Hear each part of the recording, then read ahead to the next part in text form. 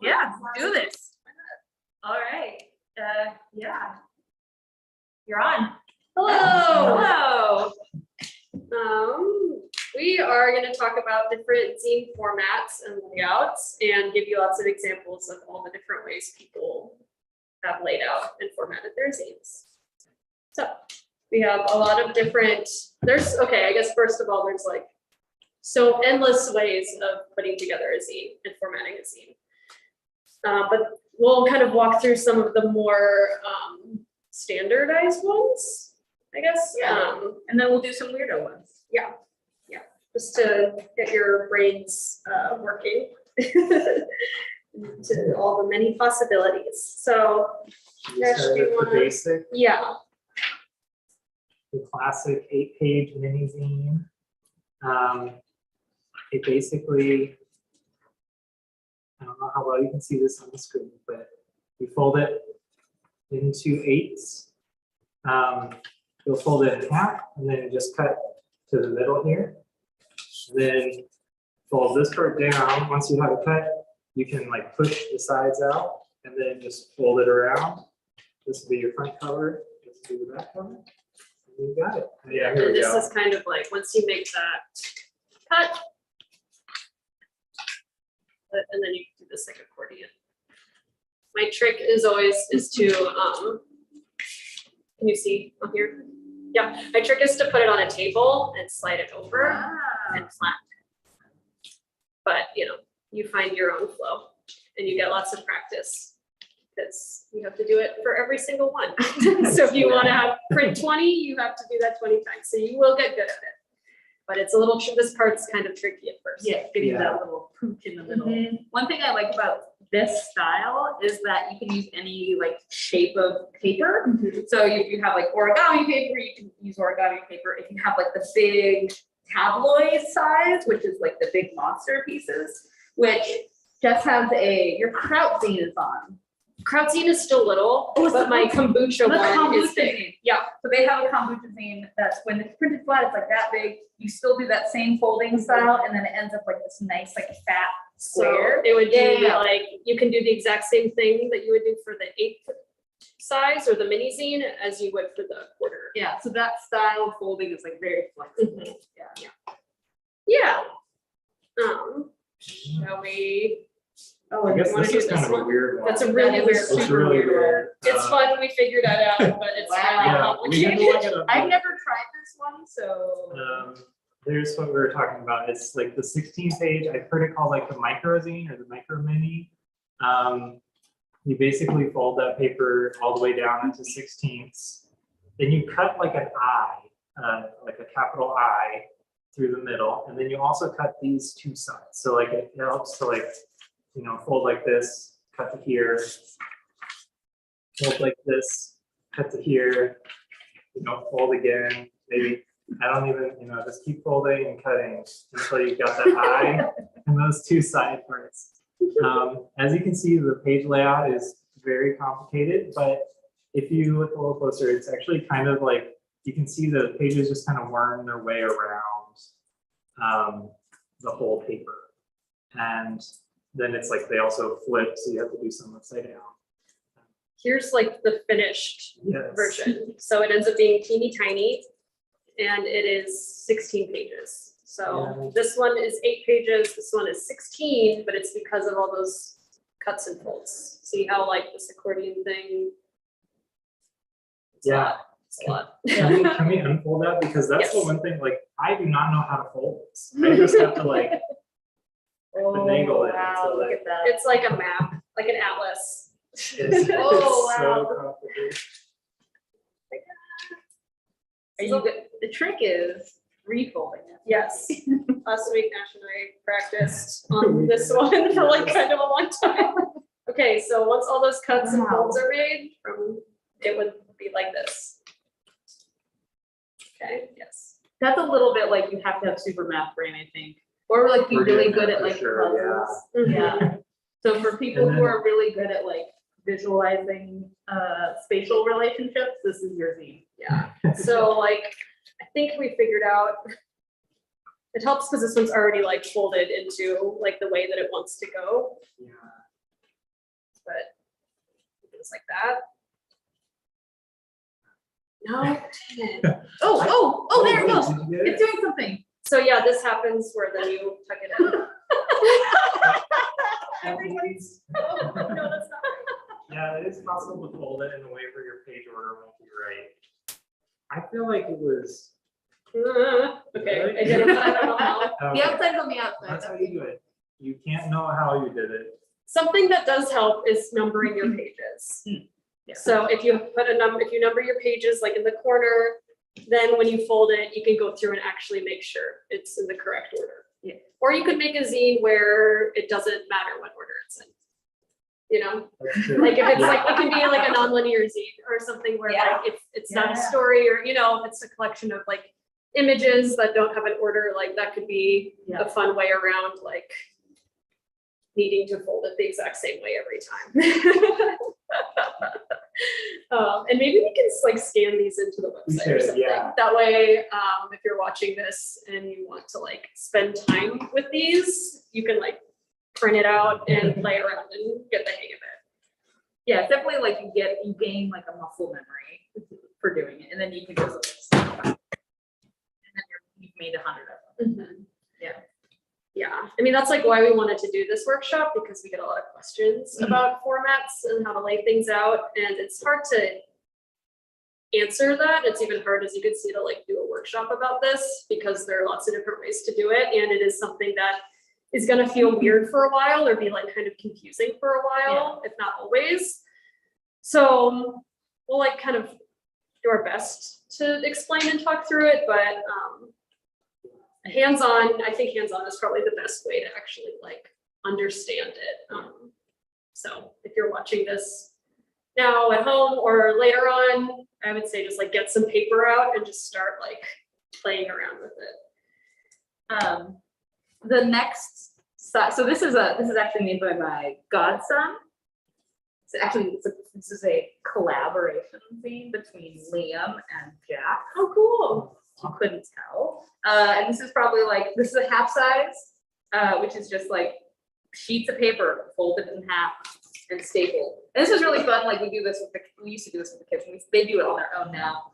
But fold piece of paper in half, staple it, and then you're like, here, buddy, let's make a zine. And then this also, if you are more doing zines that are more like writing based and you want to have it like text based, it's actually in like Word and even in Google Docs. You can set this up to do booklet printing, and it's just like a feature, and it automatically like lay it out for you. You just say like booklet it, and then it lays it out so it'll print out like this. And the fun part, you can still fold it and staple it, but it's traditional half size zine. Yeah, that's probably the most common size zine out there. Yeah. I will note that if you're doing that half sizing, you do need a long reach stapler, because most regular staplers can't do it. Yeah. Even quarter size, they can't do that. They're Regular Yeah. staplers are just puny. Yeah, they're only like 3.5 inches deep or Yeah. something. It's very annoying. It is. It's like so close. So you're like, I know. fold it. I definitely folded zines like Oh, yeah. this. And You then can make stapled it work. You can make it work. Oh, but yeah, you will- I've opened the stapler up and then put them on a cardboard box and stapled it in, and then you have to manually fold. Yeah. I don't recommend that, but if you're really desperate. You can do it. And so half size is like I'd say the most standard size, but then you could also do full size, which is the same idea, only you're working again with 11 by 17 paper versus 8.5 by 11.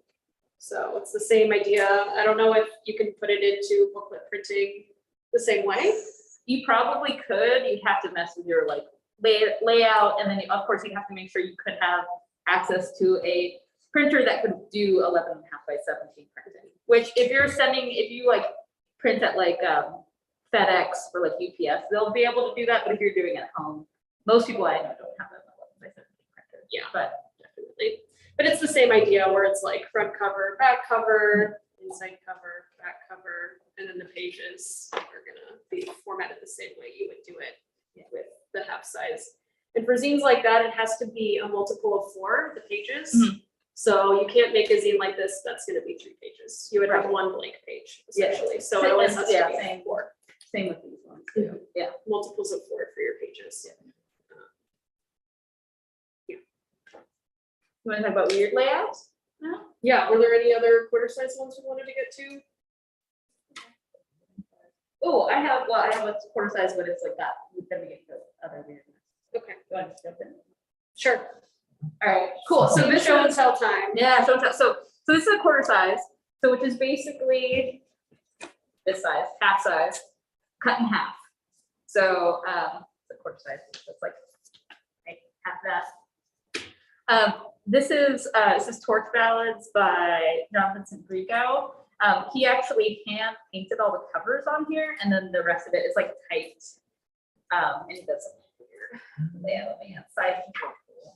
And it's a nice, I don't know if you can see it on camera, it's a nice cream colored paper. But this is when you start getting like fun and weird and artsy.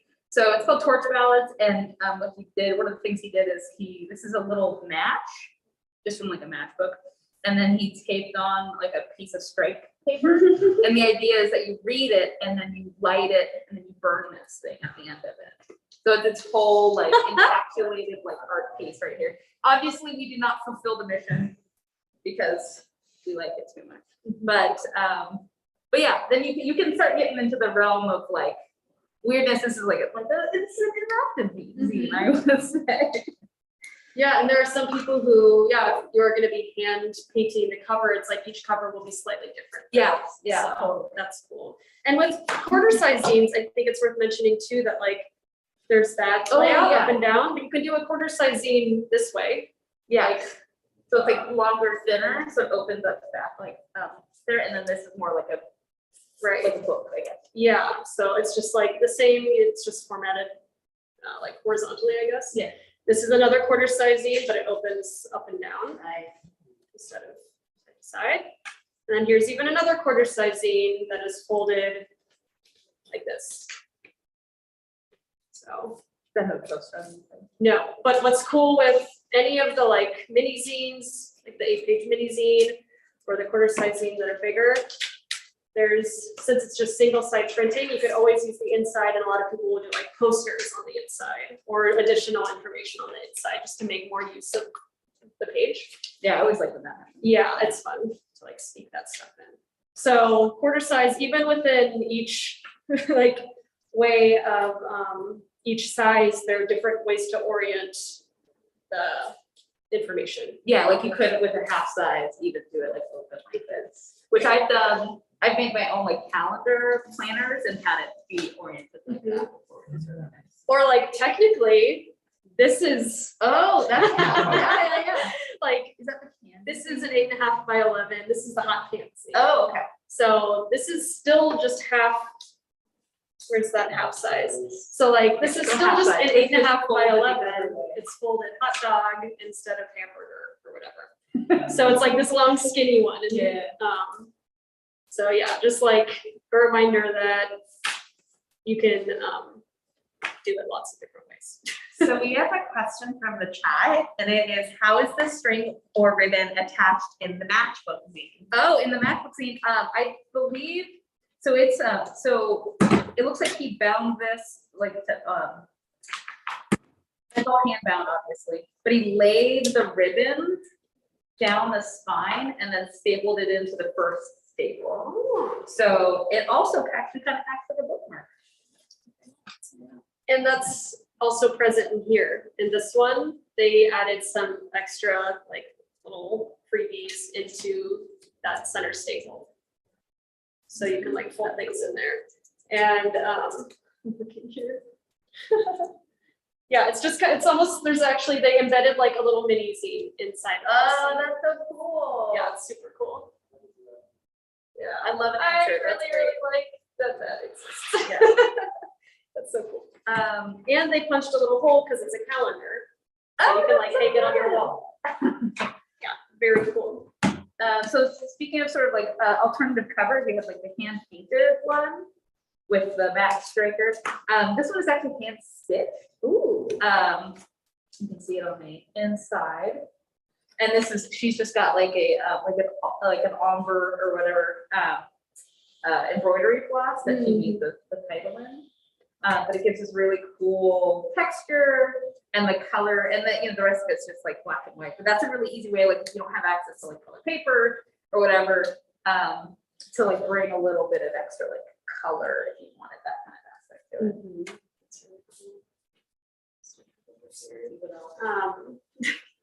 This is a weird size.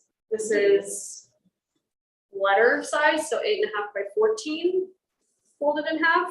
So this is like a strange one.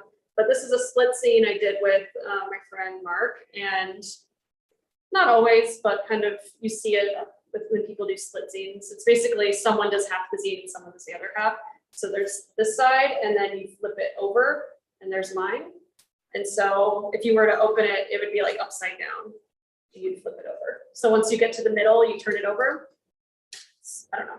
I've seen split zines like that a lot, but I feel like split zines aren't super common. No, not as much. But then we did add this cool poster. Yay. This fold-out poster in the middle. Oh, that's awesome. Again, where we like, when we were putting them all together, we had to lay it out like this, staple it, and then make that center fold. So we get really creative. You can do it up and down, have people interact with it in different ways. Here's this is actually a newsletter that we get, and it's but it's kind of like a zine. It's by a small zine distro in San Diego called Vernal Books. And this is Rhizo printed, which is a early form of digital screen printing. I had to Google that right before I came in here because I didn't know exactly how to describe Rhizo. But it's like half size, but you don't have a stapler. Just fold it. And then you get like a poster. It says a QR code, and there's reviews on this one, which is pretty cool.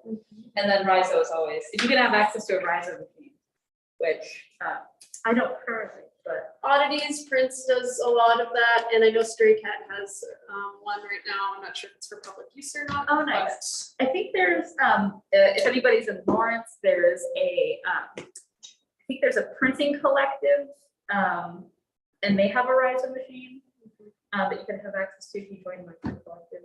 I think it's like a community workshop space. I think is Cool. what it is. Yeah. Okay, I bet the paper planes people would know more about that. Yeah, probably. This is a mini zine, but this is made by Heather Anaker. It's all about mending, and so like she put it together this cool way Oh, that's so cool. where, oh gosh, how do I do it? Yeah, so you unfold it all the way, and then that way you get 16 pages. You make use of the inside. And it's even stitched together. And they stitch together down the center. So basically they cut these 2 pages out, stacked it down here, and then ran it through their sewing machine to do that binding. And it's really cool in general, but it's especially cool because it's a zine about mending and sewing. So Yeah. that's really fun that it's like kind of patched together in this cool way. You want to get into weird. This is one of my favorite things. This is a collaborative zine with Julia F. This is the first one when Jess texted me and was like, we're gonna do a zine, or we're gonna do a panel on like weird zine layout. And I was like, oh my God, we need to have shittiest archaeologists. So this is truly the shittiest archaeologist ever, the zine. And I believe it is 9 feet long. Yeah, let's stretch it across. Let's stretch it across. Boom. Here we go. So there's this.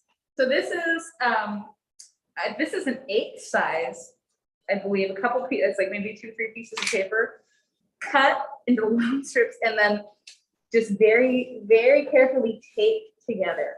If anybody has met Julia F., they are very finicky and precise, and it takes a very finicky and precise mind to be able to do this many exact folds and this many exact trimmings and tapings, and it's still going. Okay. There we go. Yes. So yeah, I believe it clocks in at 9 feet long. So one of my favorites, truly shitty. Whatever. There's some people who bind again with the like sewing, you can like sew it together instead of using staples. Yeah, I have a couple. So I have a couple here also that are sewed together. These are actually bound in just cardboard.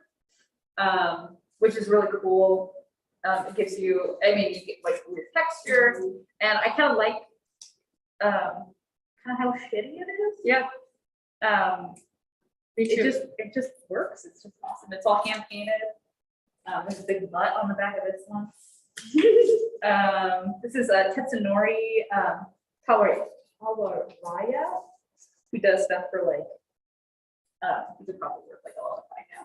But he designs for like Volcom and stuff now. But this is back in the day when he was just like a weird Japanese kid who would just like appear in America every once in a while with like bundles of cardboard zines. Cool. And wanting to draw butts on stuff. That's really cool. Yeah. This one, my friend Carly made a long time ago, almost like 10 years ago, but it's using like a bookbinding approach. It's hard to explain. And they also use Dental Plus, which is very punk. But yeah, it's like you, with like a needle, like poke holes. And then this is like a bookbinding technique where you like sew it together. And I think that's maybe called is that Coptic binding? remember, but it is like it's like basically you would make lots of these little ones And it says, yeah, put it copy together binding. into a book. Yeah. So if you ever like look at books and you see how there's lots of little books in there, I don't know if anyone's like noticed that. It's like this style more or less, I think. The tiny little theme. This is also from Julia. There's a theme with Julia. This is also they have the teeniest handwriting in the whole world, which they told me that they can no longer write this tiny, which is so get them while you can with the tiny handwriting. But this is it's a 16th size maybe is probably what this is. Yeah, I think And it's like like this one. 16 pages, and it's just bound with like a single staple. This one you could do on a regular stapler. So can't get a long arm stapler, don't want to sew, go with the 16th size. It'll fit in your stapler.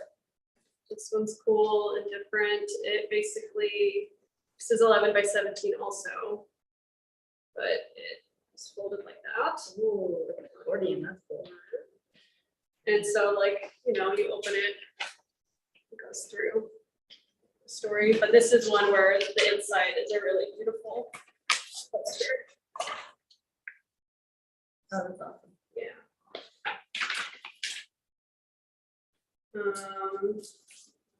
This is a few zines all bundled together. You'll see people get creative like that. They sell multiple zines and they want to sell it as a bundle. So this is like found in twine. And then there's this little French fry bag that's holding like their card and a few other like quarter size and mini zines. So I wish I had a copy of it. cool presentation. But I once got a zine that was rolled up into a ball of tinfoil, and you had to unwrap it, and then inside it was kind of like a fortune cookie, and then inside you got like this one little like piece of paper that was like smashed up, and you had to like unfold it and then read it and like smash it back up. It didn't really work that well to like wrap it back up, but it was really cool. It was a pain, but it was very, very. I think that's the most like off the wall one that I've seen. Speaking of off the wall, this is my last one to show, but so this is how it came packaged, which like, what is that? It's a little paper clip that then has a piece of paper that you unfold, and it tells you like what this is, like tells you how to use this. So then what the actual like zine is like a little fortune teller or cootie catcher. Okay, That's what we call it. these. And so, yeah, you interact with it according to the instructions, and then you get to play a little game. And even on here, it says like spell your name on one. Another one is add up the last 2 digits of your telephone number and count it out. Count out your age, spell out your birth month. So different ways to start. It's very fun. And this is where like when people ask like, well, what's a zine? And you're like, honestly, like I think of this as a zine, Yeah. So it's hard. Yeah, anything can be a zine. Yeah, I mean, when it comes down to it, I think that's Piece of like, paper. yeah, I mean, it can be, you know, it can be a giant thing, it can be a insane Christian thing. It could be like It a could- newspaper, it could be a you know, like newspaper. this is on newsprint and it like unfolds like how a newspaper would. Yeah. I think anything that I mean, you could possibly even print on, you could make into a zine Mhm. in some way. Yeah. You know? I think like maybe zine is more about like the feeling of a zine than it is like any kind of like substantial or like physical thing necessarily. Because you even see some things that have like more of a spine or like bound a little like more, I don't know, I don't want to say like fancy, but you know, they look maybe more like a book. Yeah. Yeah, Like there's like, we have this one, which is a photography zine, which is very nice, full color, like full color, full bleed, like they definitely like spent like a lot of money printing this, she's kissing a bird. Nice. Which is, and it's, you know, it doesn't have spine, it's still stapled, but like it's definitely like a lot more like input as far as like work and like labor and money put into this, but this is still a zine just as much as the cardboard painted with a butt on it, that's the part one, but it's still a zine. Yeah, so I usually just think of like independently published or printed or like any kind of DIY printed thing. If that's like the most vague definition, but that way it'll encompass like all of the stuff that we've shown you. Yeah, and I think that's like the cool, one of those best things about it is about like zines and about like the zine sort of scene is that it's very open and very flexible. To kind of like do whatever you want and do whatever you feel and how like you want to express yourself. You want to tape matches to shit, tape matches to shit. You want to make cootie catchers, make cootie catchers, man. You wanna make What's a calendar? Make a calendar. Yeah, Yeah. It's a zine. it's a zine. Are there any other questions? Do either of you have questions? Alright. How about what's your number one tip for a first time zine maker? What would you tell them? I think I would say just like don't think about it too much. Yeah. You know, just like do it. I think there's like you can like build up a lot of like anxiety about like what you want it to look like and what a zine should be. And I think just like I think the hardest thing is just like to do it, just like with most things in life, really. But like just do it, get it out, whatever form it's gonna be. You can always redo it. Yeah. You know? I remember, and I still do, like get hung up about like the audience, like who's this for, or who's gonna read it, or who, like is this stuff that already they could just Google this, you know, and get the information. And it's like, yeah, none of that matters. Yeah. It's like you doing it makes it a zine, you know, and the whole point is you doing it. It's like the process. So try not to fixate on the like end so much. Yeah, totally. Like it does help to have like a little bit of a vision and a little bit of a direction, but if you find yourself like stopping before you even start, that's like a good sign to be like, okay, none of that matters. Yeah. This is just a thing I want to do, and then like try and have fun with it. Yeah, totally. I guess I have a question. Like, what makes zines different or better to you? Why do you like working in this medium as opposed to another medium of publishing? I think for me, I think it would be, and the one reason why I like zines and like and everything around it, the culture around it, is like the accessibility for it. Because, you know, like for the one that has like the super printed one, right? Where it's like, man, that's probably costs a couple bucks to do. And that's cool, that's great. But like this, like, I mean, it's a kid zine, but like, you know, anybody can find a piece of paper, anybody can find a piece of cardboard and make something on it, make some art on it in whatever way. And then put it out there, even if it's not in like mass numbers, they make one, they make 500, whatever. Then that's a way for that person to get their, whatever it is that they need to communicate out. You know, if it's not a barrier. Yeah, like not everybody wants to like get a book deal, or not everyone wants like 1,000 copies of their zine to exist. You know, it's like 20 is good, you know, or like just enough for my friends to trade, you know, and there's nothing else that really does that, you know, like corporate printing and publishing is like such a big scale and has like there's so much more that goes into it. I think a lot of people who make zines, like, they're not trying to do that, you know, they're not trying to publish a book. They're just trying to like tell the story about how they first started like playing with makeup, you know, in like a few pages. That's like good enough. They just want it to be out there. And if someone reads it and they like it, like great. But they're not trying to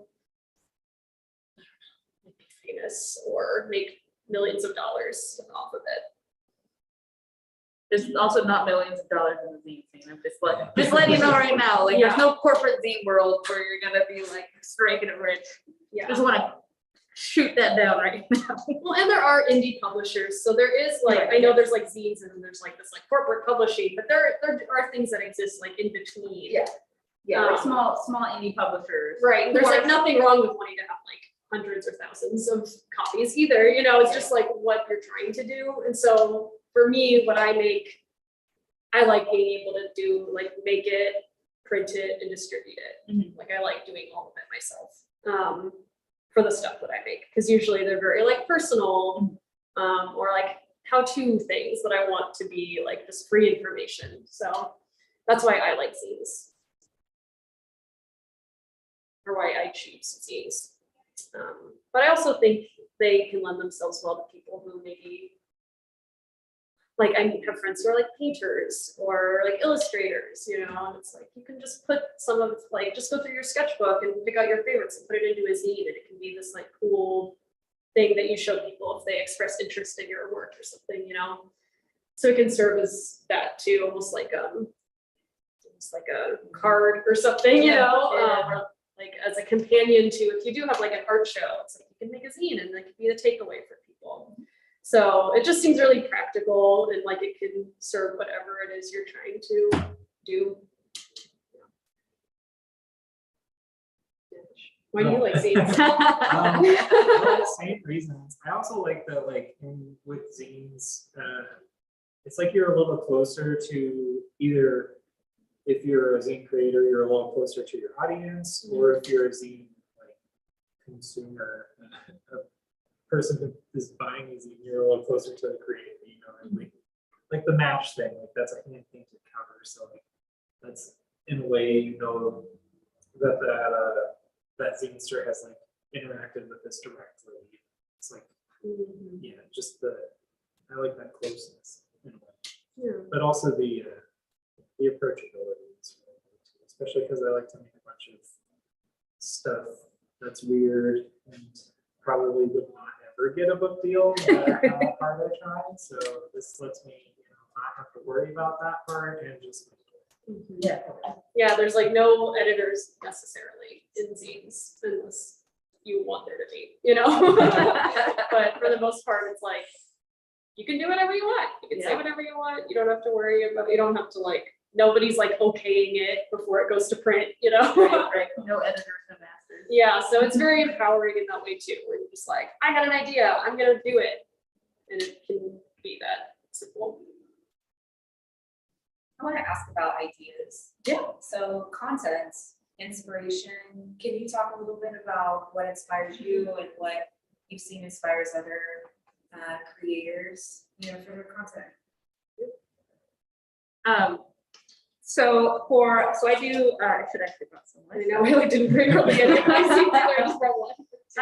So I do Attorney Press, which started out as like a silly joke between my partner and I. We did this one zine called Skeletor's Guide to Self-Care. Because we were like, oh, wouldn't it be funny if Skeletor wrote like a self-care guide? Like, what would he have to say? And then cut to he and I staying up really late watching probably like 40 episodes of He-Man and like laughing and like he's writing and I'm like making images and then that was like the kickoff for that. So now we have like we do like some comic series, but it was like a silly thing that like really took hold of us that we really like. It was like this just like the silly funny little thing that we did that ended up being like a place of like a lot of like creativity that we can kind of just like bounce around it and we're like, why don't we do another one? Sure, why not? This is really like it's a really easy like silly place for us to go that ends up having like there's a lot of what's the word that I want? There's a lot of stuff there for us, for whatever reason, right? Like, I don't know why, like those particular characters appeal to us, but they do. And then we also do, like, I do one that's on like astrology, and like rock and roll astrology is what it is. So it's like the crossover between, I like do sort of like I assign kind of like rock and roll characters to like astrological symbols. And that was just like, oh, who would David Bowie be? Like, what planet would he be? And that was just like one day, I was like, what would that be? What would he be? And I was like, everybody wants him to be like Saturn, like totally, or everybody wants him to be Mars, totally not Mars. And then that was just like, and then it just sort of like tumbled from there, you know. And it was like, sometimes you just chase an idea, even if it's dumb and it doesn't go anywhere. It's kind of fun to like take the path, and then you're like, oh, that was a silly move, but that was nice. And sometimes it goes somewhere and it ends up becoming like something that you end up making into a little book, or you know, you just never know. But I think just like following the things where your interests are is the main thing, and letting yourself follow it, you know, and not shutting it down and being like, no, that's dumb. Why would you want to write about cartoon characters from your childhood? Like, just let yourself kind of like go with the idea, because like it's where your brain wants to go. So why not let it go there? Yeah, like I think, okay, so some of my zines are like instructional, like how-to zines. And a lot of times for me, it's because I don't want to have to keep looking up online the ratio of sugar to tea for making kombucha. Yeah. You know, I was just like, or the recipes, like I didn't want to keep like sifting through my like screenshots of like the recipe that my friend sent me or whatever, you know? So it's like, well, it's just, I have all this stuff, let's just compile it into a zine that I can then have in my kitchen and reference every time that I want to make that thing. So for me, a lot of it's like this really practical like that. And even with the kombucha one, I was like, I know this information exists online. Like I know people have written books with this information in it. And that's where that little voice is kind of like, oh, so what's the point? Like someone's done it better, or like, you don't have to do that. But it's like, no, it's my most popular zine. It's really easy. It's cheap to make. I reference it. People reference it. People are still finding out about kombucha like every day, you know? So it's like that idea, there's like, but it's like scarcity or I don't know, there's, what am I trying to say? Like, that like oversaturated the market or whatever. It's like, no, just like make the thing. It doesn't matter if someone's already done it. Like the way you do it is going to be unique to you. It might resonate with people that the internet doesn't resonate with, or that the book doesn't reach for whatever reason. So like, yeah, a lot of stuff I make is just for reference, but I also will make like personal zines, and those read more like diary entries. And there's like tons and tons of personal zines out there. And I think at least the reason I make those is just because I want to like unload some of that stuff from my brain, you know. And if, I don't know, those are weird too, because like I want people to see it, but I also don't. Her zines are weird because they're so vulnerable. So it's like, yeah, I want someone to like engage with that, but at the same time, it's like, do it. I don't want to see it happen. So it's this like feeling of wanting to be seen and understood, but also like not perceived at all, like, and anonymous, you know? So just like, I just want to like get it out of my brain and like onto paper, like put it out there. So it's that's more of like a compulsion almost of like creating art, I guess. And sometimes when I learn a new thing, I just get really excited about it, and how I like remember stuff is by like writing it down. So if I like get introduced to some new idea, I'm like, oh, that's so cool. I want to make a zine about that, just because maybe someone else will get introduced to it, or one way or another, like, again, it'll be a reference for me, or the act of doing it is kind of this like ritual of then helping me like apply it, you know. I make zines to go along with like projects too, like events, you know, to kind of like as little like time capsules. Mhm. That's fun. I actually made a zine for my cousin's memorial, which was very nice, very like cathartic to put together, and also very traumatic for my printer, because she wasn't trimming them right, and I was like, let me in here, and I like took over his pins, like he has like one of those massive, like would definitely like behead you, like things where it's like the mechanized Yeah. chopper, and I was like crying, and he was like, I just am gonna let her do what she's gonna do. And meanwhile, I'm like trimming zines and like, but it was like the process of it was really good for me. And like I said, probably traumatic for him. So I'm sorry, Paul, for what I did to you that day. But yeah, it was really nice to have it. And then like everybody still has those, you know, it was like a collection of pictures and stuff that I put together of her. That was really, yeah. So. With me, like ideas, it's like usually I can't control when I'm gonna get an idea. It's gonna be like on the bus or at work or something. So, and I'm not very good about this, but I'm trying to get better at like hoarding those ideas and just like putting them in my phone real quick so I can actually use them when I have time. But yeah, so I have various notes, documents on my phone and like other stuff that's like randomly written down, which isn't all zine ideas. Sometimes it's like a tweet or something like that.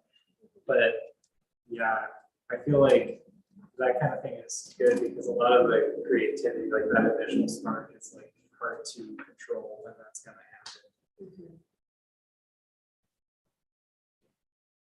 Yeah, the notes app is good, because then it's there with you, you can just sort of like pop it in, and whether or not you follow that idea. And the one thing is, it does get like sometimes you'll pull it open and then it's like 50 pages long, and you're like, oh my gosh, there's so much I wanted to do. Why did I just But write you just, broccoli? That doesn't make any sense. Oh yeah, that's Sometimes I will just make a little like mini zine, and if I have an idea, start kind of mapping it out. Or if there's something that I'm interested in, just to see, like, and then I'll be like, oh, I need way more space than this, or like, oh, actually, this is like pretty good, and I could just crank this out, Yeah. Like if you write a Good poem, idea. you could just like make a poem into a zine if you wanted to. So there's a good format to just like sketch something and like have like you've got like the physical thing, you can see how it's like working, but it's still like super easy to throw it together. And just, And it's kind of nice because it gives you like a little bit of like a set format. You're like, I know I've got this many pages. I know I want to start with this, and I know I want to end with this, and I have 6 pages, 6 little panels to get from there to there. And so how does that look? Yeah. So it's kind of like that kind of concreteness of working within that is really nice. Yeah. Hope that answers your question. Yeah, I wanted to follow up if I can on that, like the combination of idea and the medium, the space.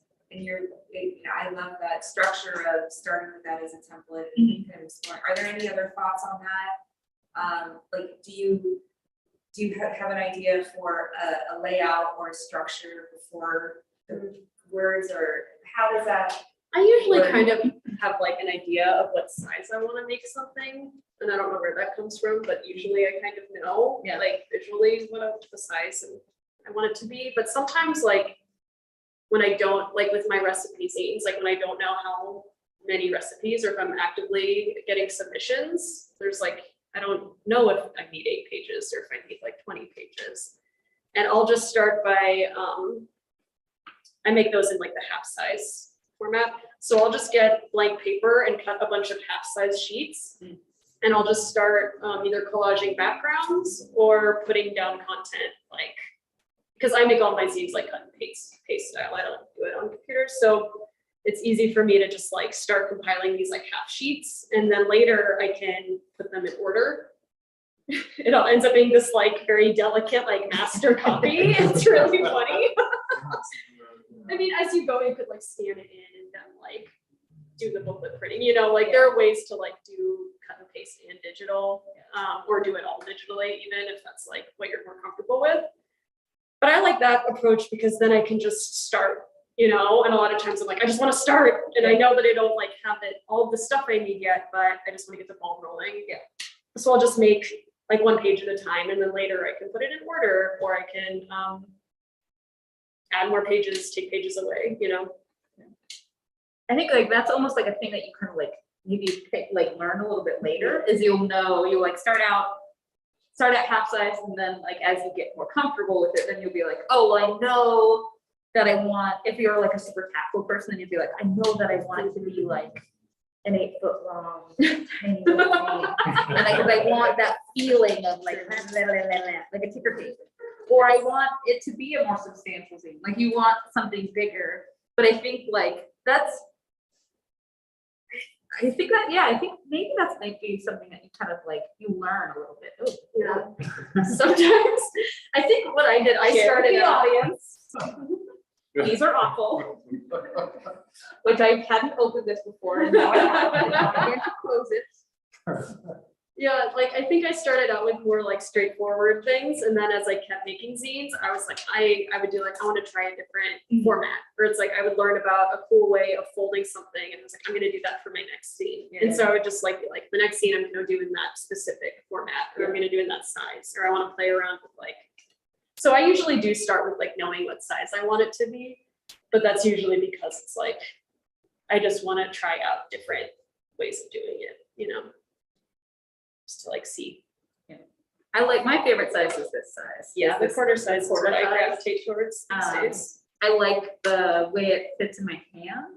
I like this upright size of it more so than like the long that style, which is cool. Like that's like that kind of like a traditional pamphlet. This is cute for like comics. But this feels to me more, maybe it's more like traditional where it's like more almost more like a book.